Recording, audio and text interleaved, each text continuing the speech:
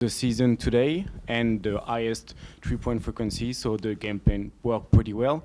What's the role of Al Horford in that game plan? Yeah. Again, I mean, you take a look at his stat sheet. It doesn't always show what he does for us. Most of what he does can't be measured. But he has the innate ability to impact the game in so many different ways, and he's one of the best players in the league at guarding other best players in the league, no matter the position that they have. And he was just elite tonight, on the defensive end of the floor with his positioning, his communication, his physicality, his rebounding. So, it was amazing to watch. Joe, staying with that defense there, you guys, I think, had 2 steals, or 2 blocks, 3 steals in that fourth quarter. What did you see from your guys' defensive activity that allowed you to get those? Yeah, I mean, I think I don't know what our rim percentage defense was, but I thought we did a decent job of protecting the paint. Forcing them to have to throw, some difficult passes. They went to an extremely low angle pick and roll that caught us a couple of times. But I just liked our defensive activity. Anybody who was on the floor did a great job of, being in the right positions and doing both, right? Taking away the paint and not giving up threes to the guys that we wanted to keep from shooting. And then Derek hit some big shots in that fourth quarter. Jalen did a pretty good job throughout the game of just sort of intentionally attacking the matchups he wanted. What did you see from those 2 guys in particular, sort of transferring their defensive activity into that offense? Yeah, I mean, I think that's when, against a team like this, you have to be at your best when you can transition your defense to offense. And I thought we got some great possessions of that, to some high-level deflections or offensive rebounds. There's a bunch of plays that aren't going to be mentioned. There was a play that Neemi and Sam blocked DeAndre Jordan right in front of our bench that we were able to get out. There was another block on Westbrook where he lost the ball out of bounds and we got it. And so, the defense to offense stuff against a great team like this is super important. I thought we did a good job of doing that. And, in the half court, I thought, obviously Derek closed it for us. I thought Jalen got some great looks. He just didn't make them. But he played with, a level of poise, and we made the plays to win. Joe, second unit's been one of the most impactful in the league this season, but still, this was a nice bounce-back game for them. They outscored Denver's bench 28-11.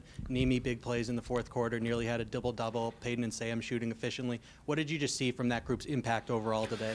Yeah, for us to be a great team, they have to play that way. And, it's a great thing. I was talking to Payton the other day, and he's such a competitor. He took ownership. Not that I thought it was on him, but he took the ownership on making sure, when he's in the game, that, that lineup really impacts winning, and I knew today he was going to put us in position to do that, and it's great to see Sam going, and Neemi, it's great because he's in and out of the lineup, but if he was on any other team, he'd be a backup big, and I'm grateful because he allows us to hold him to an extremely high standard where nothing he ever does is good enough, but he has to do it because it's important for us to win, and he made some big plays for us on both ends of the floor.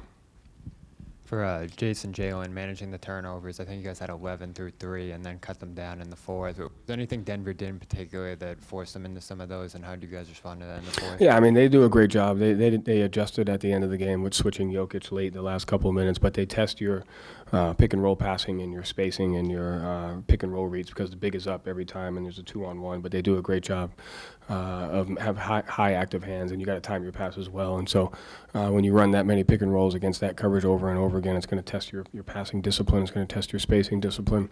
I thought we handled it well the majority of the time, and obviously, we had some turnovers there, but it gives us something good to get better at. And for Neemi, he had a lot of consistent playing time early in the year. And now, his position where it's maybe one night off, one night on. How have you seen him to react to that? And, what did he do in this game you felt like they gave you a boost?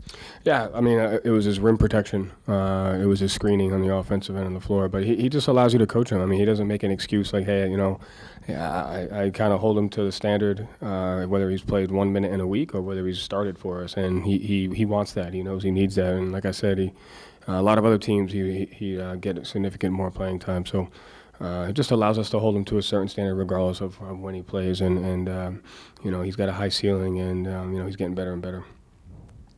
You talked about how Al does against the better players in the league defensively. He played 35 minutes tonight, I think, for the 3rd time all season. But without Kristaps, do you have a talk with him like, Al, we're going to need you more tonight? Does he just kind of know that? You don't have to talk to him. And then with him, the combination of size, intelligence, just always seems to be in the right spot, competitiveness. Like, how much does it help you to have a guy like that against the top players in the league? Like, what does that allow for you guys that he can handle those sometimes one-on-one, Yeah. and you don't have to help maybe as much Yeah. as other teams do, just kind of give you more options. I mean, he helps us. Our versatility can go beyond measure. I mean, one of the best things he does is his positioning and his pick and roll communication, and so it just gives us a ton of versatility. We could play small with him at the 5. We could play big. He could play alongside someone else. But just as much as he helps us versus the opponent, he helps us in our own locker room, because of his competitiveness. I think some people mistake his kindness for a weakness at times, but he's one of the most competitive people I know, and you can tell, when he brings it in, and tonight was one of those nights. Joe, starting Luke, was that a decision, was that part of a game plan to cut off the rim, or was that to get Sam onto the bench and get more scoring off the bench? I mean, no decision ever has one reason.